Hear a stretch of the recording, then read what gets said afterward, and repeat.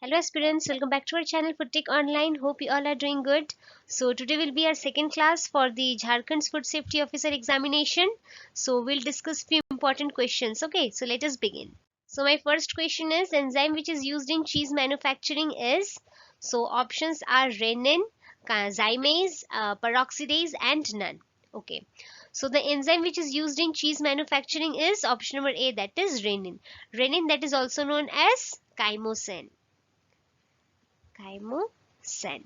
Okay, so this renin actually it helps to coagulate the milk protein. So what does it do? It coagulates the milk protein. It coagulates the milk protein and which will form the curd, and the result will be the curd formation. So these are actually used in the cheese production, whereas the zymase enzyme actually it is primarily involved in the fermentation process. Fermentation process. Okay. And this peroxidase, while peroxidase actually it is involved in the catalyzing reactions involving the hydrogen peroxides or other substrates not typically used in the cheese manufacturing, cheese making manufacturing. So over here my correct option will be option number A, that is renin. Next question number 2. Fat content in economy ice cream is. So options are 5%, 10%, 20% and 30%. So over here my correct option will be option number A, that is 5%. So what is economy ice cream? Actually economy ice cream often they have a lower fat content.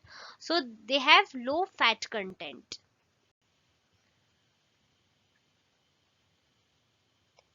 compared to the premium, or we can say the luxury ice creams. So hence they have lower percentage of fat. That's why option number A will be my correct option. Next, question number 3. Beta glucan, a soluble fiber, is present in. So options are oats, rice, corn and wheat. So among the following options which have been provided over here, option number A, that is oat, will be my correct option.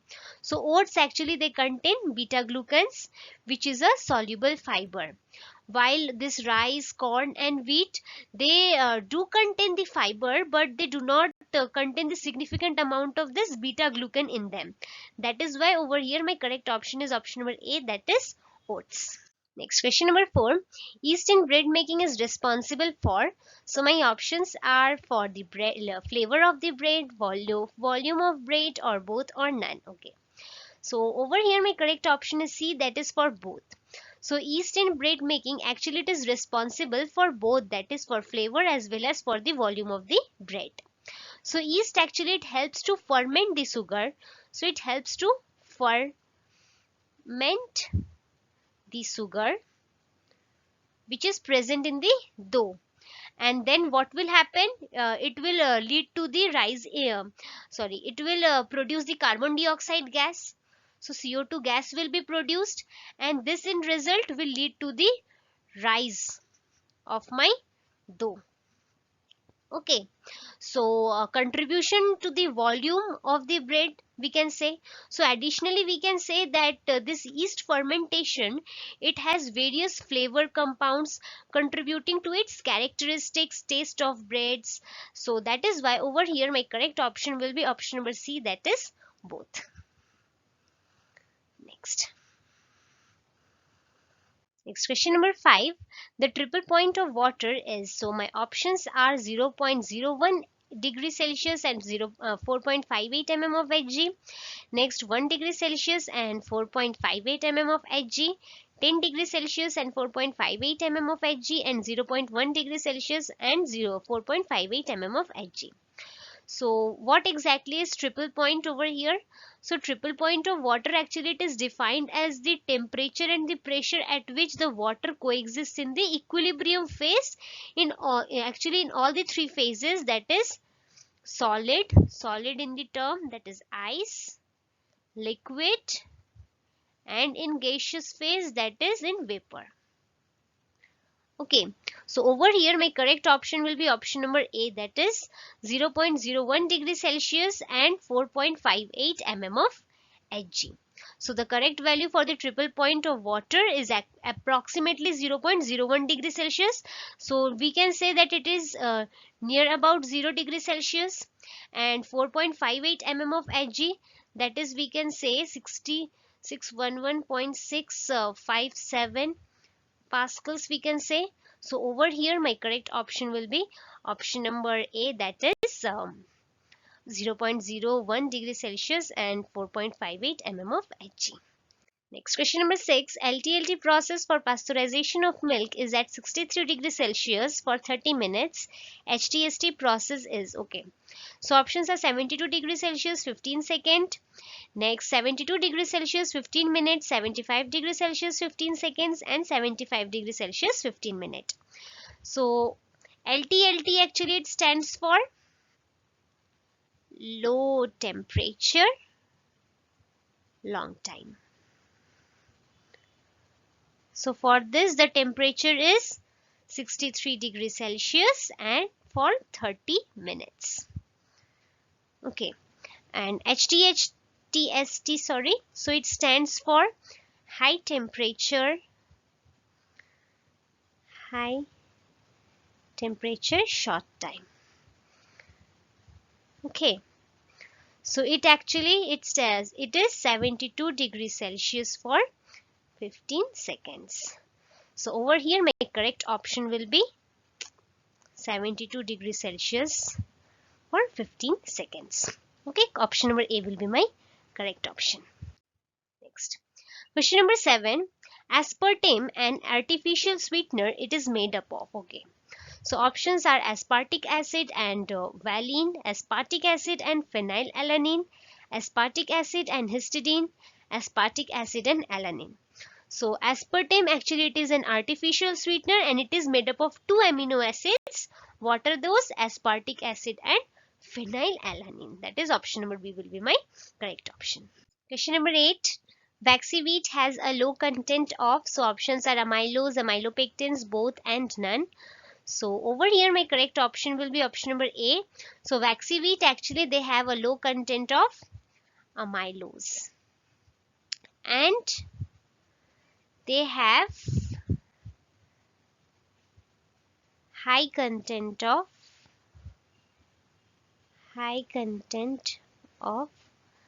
amylopectins. Okay, so over here we know that amylose and amylopectins they both are the components of starch. So actually starch they have two components, one is my amylose and another is amylopectin. Okay, so but they're asking about over here waxy wheat. So waxy wheat varieties they have a significant low amylose content compared to the regular wheat. So over here correct option is A, that is amyl. Next, question number 9. Ropiness in bread it is caused due to, okay, Bacillus mesentericus, Rhizopus stolonifer, Candida turulopsis or Lactobacillus. Over here my correct option is A, that is Bacillus mesentericus. So ropiness in bread it is caused due to Bacillus mesentericus. So this bacterium actually it is known for causing a condition called ropey bread. Ropey bread. So this bacterium actually it produces a slimy substance that gives the bread a rope-like structure or a sticky structure. Hence the term that is ropiness. So, okay. So over here correct option is A. Question number 10. Antimicrobial component of milk is. So over here my options are lysozyme, lactose, caseins and phospholipids. So my correct option is A, that is lysozyme. We know the antimicrobial component which is present in milk, that is lysozyme, and lysozyme it is an enzyme which is found in the milk and it has an antimicrobial properties. So it helps to protect against the bacterial infection. How? By breaking down the cell walls of certain bacteria. So over here correct answer is A, that is lysozyme. Correct option is A, that is lysozyme. Question number 11. 1 cup of a coffee actually it has a caffeine content of how much? Okay, so options are 95 mg, 55 mg, 45 mg and 75 mg. So over here we can say a general estimate that 1 cup of a coffee has a caffeine content of option number A, that is 95 mg.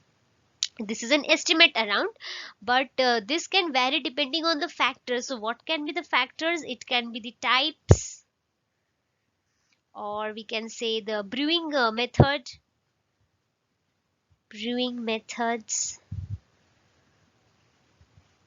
or we can say the serving sizes.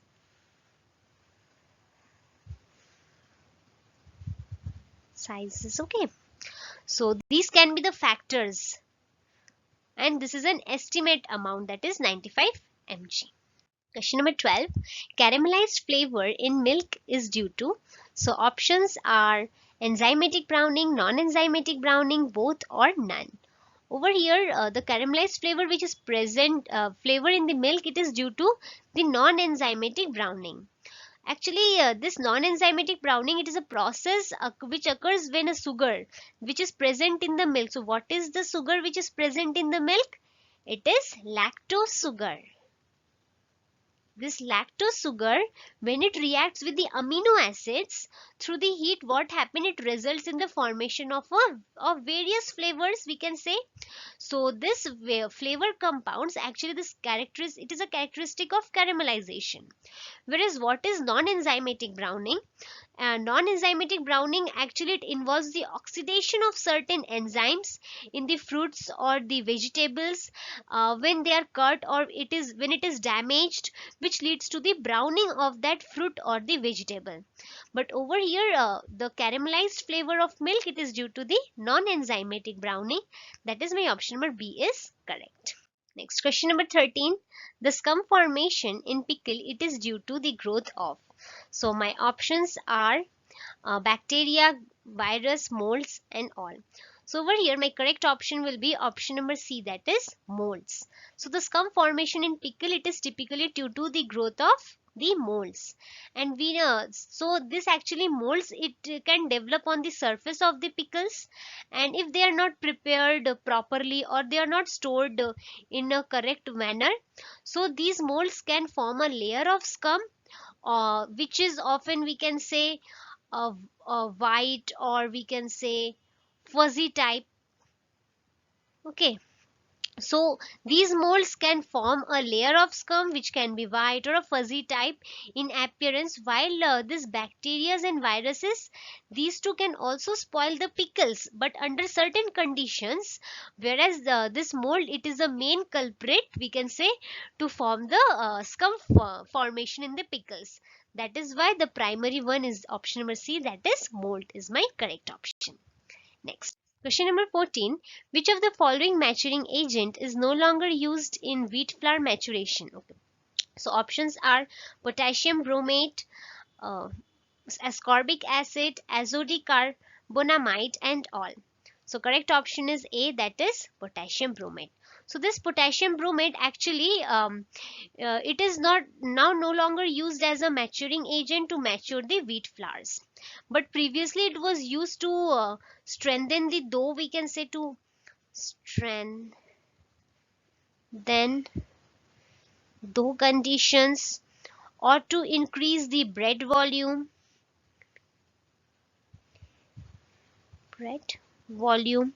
but due to its concerns about its potential carcinogenicity, it has been banned in many of the countries. That is why it is no longer used. Whereas this ascorbic acid, that is also known as vitamin C, and azodicarbonamide, these are being still used to mature the wheat flour during the maturation. That is why over here correct option is A, that is potassium bromate. Next, question number 15. Flavor reversion in food is due to. So options are linoleic acid, butyric acid and stearic acid. So this flavor reversion in food, it is primarily due to the oxidation of the unsaturated fatty acid. It is due to oxidation of unsaturated fatty acids. Okay, what are these unsaturated fatty acids? Means in the carbon chain they will have the double bond in them. So these unsaturated fatty acids, particularly the linoleic acid and the linolenic acid. So this linolenic, it is omega 3 fatty acid, and this linoleic acid, it is omega 6 fatty acid. Okay. So these two process, it can lead to the development of off flavor or rancidity in the food. Whereas this butyric acid and stearic acids, these are less commonly associated with the flavor reversion. So over here my correct option will be option number A and B, that is linolenic acid and linoleic acid. Next question number. The flavor of wine is not been affected by, so options are aging of wine, maturation of wine, type of wine, or all. Okay. So the flavor of wine is indeed affected by aging, maturation, and the type. However, okay, over here I think option should be none. So correct option is none. Since aging of wine, it is been affected by the flavor of the wine, it is been affected by the aging, maturation, and the type of the wine. That is why my correct option should be none. Colostrum has lower content of dash than normal bovine milk. So options are lactose, proteins, minerals, and vitamins. So this colostrum, what is this colostrum actually? It is the initial milk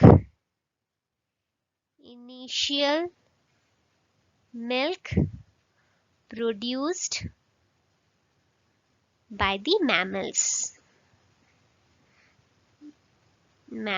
after birth. So this colostrum actually, it has a lower content of option number A, that is lactose, than the normal bovine milk. Compared to the normal bovine milk, since this actually colostrum actually, it is rich in proteins, vitamins and minerals. Okay, so correct option over here is A, that is lactose. Question number 18. According to ICMR, 1 microgram of retinol, it is equivalent to. So options are 1 microgram of beta carotene, 4 microgram of beta carotene, 6 microgram of beta carotene, or 8 microgram of beta carotene.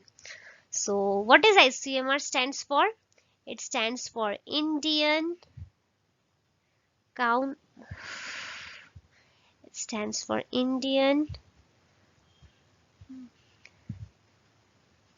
Council of Medical Research.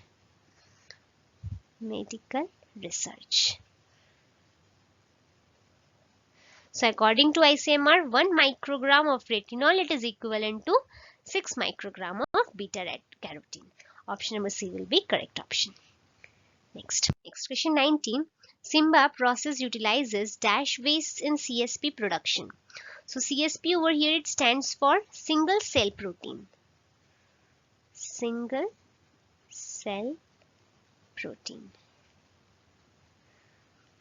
So options are protein, starch, fat, and mineral. So the process actually, it involves fermenting starch containing waste material. So it such as the agricultural residues or the food processing residues, byproducts. So the microorganisms to produce this high protein biomass, it is known as single cell protein. So over here correct option is B, that is starch. So correct option is B, starch. Question 20. Stokes law, it is used to find out. So options are terminal velocity, drag coefficient, surface tension, or specific gravity. Okay. So we know Stokes law, it is used to find out the terminal velocity. of terminal velocity of small spherical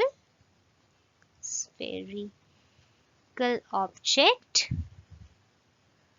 of which is falling through a viscous fluid. Object falling through a viscous fluid. Okay. So correct option is A, that is terminal velocity. Question number 21. Carcinogenic compound which is formed in the cured meat is. So options are nitroso compound, ketonic compound, carbonyl compound and none. So the carcinogenic compound which is formed in the cured meat, it is A, that is nitroso compounds.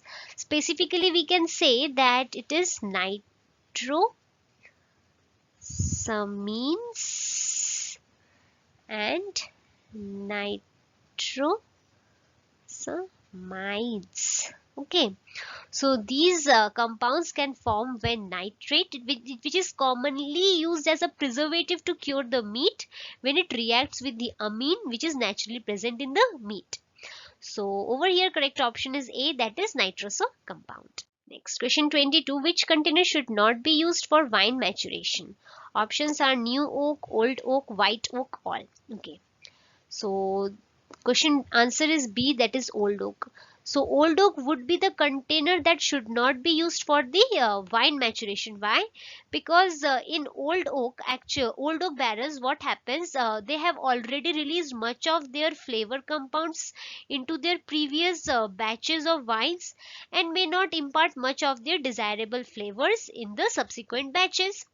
On the other hand, this new oak barrels are often preferred for their ability to impart rich flavors for the wine during maturation. And this wild oak, so it is a common type of oak which is used for making the barrels, so it's not necessary a factor for determining the suitability for the wine maturation over here. So over here my correct option will be B, that is old oak. Question number 23. Which of the following is not a universal test? Okay, options are salt, sweet, sour, none. Okay. Salt, sweet, sour, these are considered as a universal test. And with this three, two more are there. Those are bitter and umami. So these are in total 5. So these are the universal tests. So comment me down the correct option for this. Okay. Next, question number 24.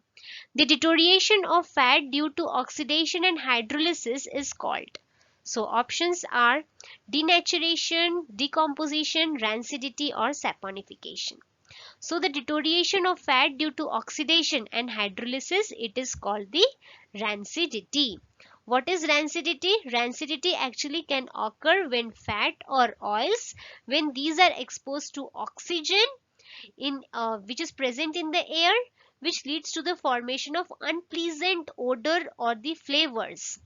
So rancidity actually it produces unpleasant odor and flavor. Okay, so correct option is C, that is rancidity. Question 25. Which of the following has a higher protein content among the following? So options are sorghum, pearl millet, maize and oats. So correct option is D, that is oats. So among the following options provided, oats they generally have higher protein content compared to sorghum, pearl millets and maize. Maize means corn. Okay, so correct option is D, that is oats. We know that oats these are known for relatively their higher fat content, which makes them a good source of plant-based protein. So it is also a good source of plant-based protein.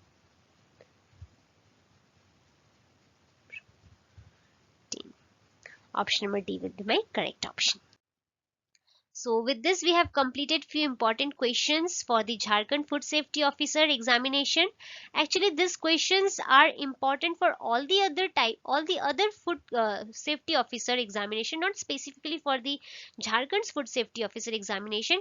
You can watch this series, this video for other food safety officer examination also.